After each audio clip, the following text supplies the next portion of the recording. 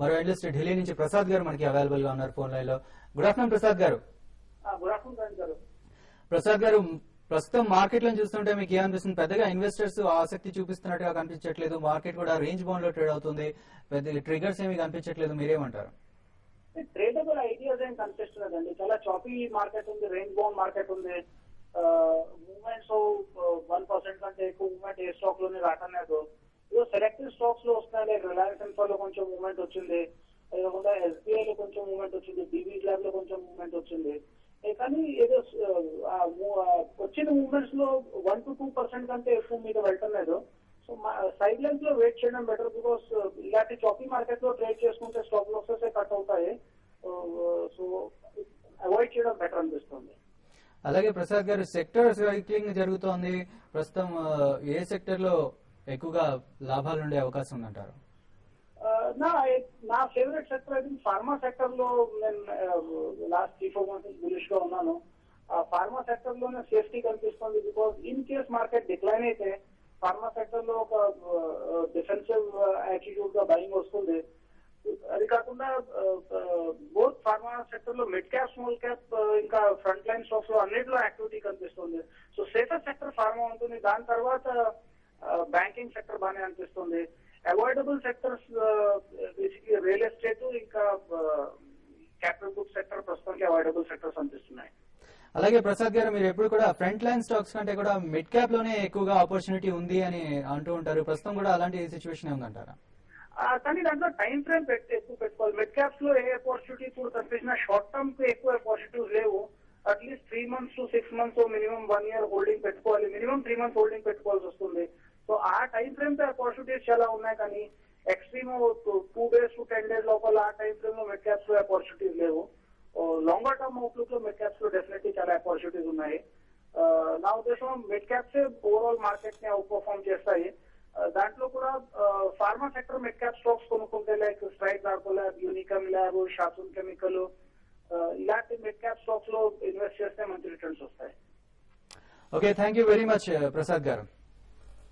ఇప్పుడు కొన్ని మెయిల్స్ చూసే ప్రయత్నం చేద్దాం. అనురాధ గారు చాలా లాంగ్ మెయిల్ పంపించారు, చాలా డౌట్స్ అడిగారు. ఇందులో ఇన్ఫోటెక్ ఎంటర్ప్రైజెస్ రీసెంట్లీ తీసుకున్నారు, ఆవిడ దీన్ని బోనస్ ఇష్యూ చేశారు 1:1. అలాగే ఇవాళ దీనికి ప్రైస్ హాఫ్ అయిపోయింది, అలా ఎందుకు జరిగింది, అలాగే దీనివల్ల బెనిఫిట్ ఏముంటుంది ఇన్వెస్టర్స్ కి అని అడుగుతున్నారు బాలు గారు.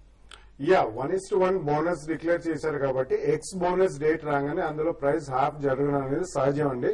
ఇది ఎందుకు జరుగుతుందంటే బికాస్ 1:1 రేషియో అట్లా ఉంది కాబట్టి. దీనివల్ల బెనిఫిట్ ఏంటంటే యాక్చువల్లీ ఫండమెంటలీ చెప్పుకోవాలంటే the company is very confident of the future. So అందుకనే వాళ్ళు షేర్ హోల్డర్స్ ని రివార్డ్ చేయాలని చెప్పి 1:1 బోనస్ ఇచ్చారు. So next 6 months to 1 year వాళ్ళకి బిజినెస్ బాగుంటుందని చెప్పి అనుకున్నారు కాబట్టి బోనస్. సో మీరు you can retain the holdings అంటే నెక్స్ట్ 1 year లో మీకు డెఫినెట్లీ ఇందులో అప్రిసియేషన్ ఉంటుంది. ఎందుకంటే ఒకసారి బోనస్ డిక్లేర్ చేసిన తర్వాత వాళ్ళు మెయింటైన్ చేయాలి, డివిడెండ్ కూడా అది కూడా అన్ని ఆలోచించే చేస్తారు. సో వాళ్ళకి next 1 year visibility of business ఉంది, బిజినెస్ చాలా స్ట్రాంగ్ గా ఉంటుంది అని అనుకున్నారు కాబట్టి బోనస్ ఇచ్చారు. మీ దగ్గర ఉన్న సపోజ్ 100 shares ఉంటే అవి ఇప్పుడు 200 shares అవుతాయండి. So technically you have not lost anything, but price wise half ఈరోజన్ ఉంటుంది.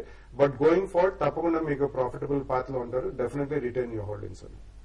ఓకే అనురాధ గారు, మీకు అర్థమైంది అనుకుంటాను. ఇక మరో కలర్ మాధవి గారు మెయిల్ చేశారు. మిక్ ఎలక్ట్రానిక్స్, క్రెయిన్ సాఫ్ట్వేర్, అలాగే అష్టవినాయక తీసుకున్నారు, వీటికి టార్గెట్ ప్రైస్ ఏమైనా చెప్పగలరా అని అడుగుతున్నారు. టార్గెట్స్ అంటే ఇప్పుడు అన్ని కూడా మీరు తీసుకున్న వాటిలో అంతా కూడా కొన్ని వీక్ గానే ఉన్నాయని చెప్పాలండి.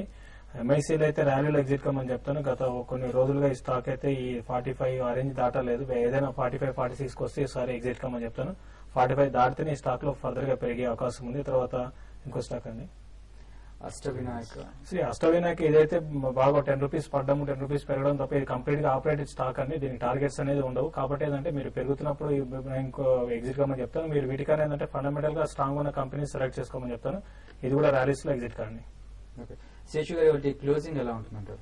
సో ఒకటి ఈ రోజు క్లోజింగ్ అయితే చాలా వరకు చెప్పడం అనేది చాలా కష్టంగా ఉందండి. ఎందుకంటే గ్లోబల్ మార్కెట్స్ అంటే ఏషియన్ మార్కెట్స్ ఈ పక్కన పెడితే యూరోపియన్ మార్కెట్స్ లో నుంచి కొంత రికవరీ కావడం జరుగుతుంది. అయితే మన మార్కెట్ గత ఒక 1 hour నుంచి కూడా ఇదే రేంజ్ లో కొనసాగుతుంది. మధ్యలో ఒక యూరోపియన్ మార్కెట్స్ ఓపెన్ అయినప్పుడు కొంత డిప్ వచ్చినా కూడా మళ్ళీ దగ్గర మార్నింగ్ నుంచి ఇప్పటి వరకు ఒకే రేంజ్ లో 30 points నిఫ్టీ ప్లస్ లో ఉంది. ఏదైనా కూడా 5050 దాటడం అనేది చాలా కష్టం అనిపిస్తుంది అండి. అది కాబట్టి ఏంటంటే ఇక్కడ నుంచి మార్కెట్ ఇదే రేంజ్ లో క్లోజ్ అవుతుంది, లేకపోతే కొంత ఇక్కడ నుంచి వీక్ కావడానికి కూడా అవకాశం ఉంది. 5020 బిలో గానీ వచ్చిందంటే నిఫ్టీ ఫ్రెష్ షార్ట్లు కొట్టమని చెప్తానండి. 5040 లేకపోతే 5050 దగ్గర స్టాప్ లాస్ పెట్టుకొని బిలో 5020 బిలో వస్తే షార్ట్ సేల్ చేస్తే 5000 వరకు, తర్వాత 4980 వరకు ఇంటర్డేలో వచ్చే అవకాశం ఉంది. అక్కడ నుంచి కూడా ఇంకా వీక్ అయ్యే అవకాశం కూడా ఉంది. ఏదైనా కూడా ఏంటంటే ఫ్రెష్ లాంగ్ పొజిషన్స్ మాత్రం ఫ్రెష్ గా తీసుకోవద్దని చెప్తాను. ఎప్పుడైతే 5050 దాటితే అప్పుడే మార్కెట్ ఫర్దర్ గా స్ట్రెంత్ వచ్చి అక్కడ నుంచి పెరిగే అవకాశం ఎక్కువ ఉందండి. ఓకే, నీ మార్కెట్లు అయితే స్టేబుల్ గా ప్రస్తుతానికి ఉన్నాయి.